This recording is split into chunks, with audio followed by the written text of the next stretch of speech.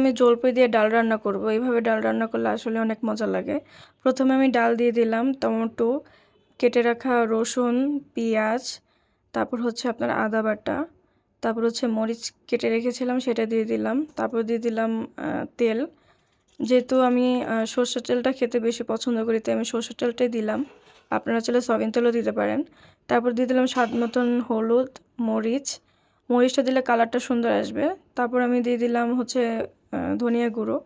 তারপর ভালো করে এটা মাখিয়ে দেন হচ্ছে আমি পানি দিয়ে দিব, কারণ যেহেতু এটা আমি ভুনা ভুনা করবো সেক্ষেত্রে আমি এটা একবারে পানি দিয়ে দিব।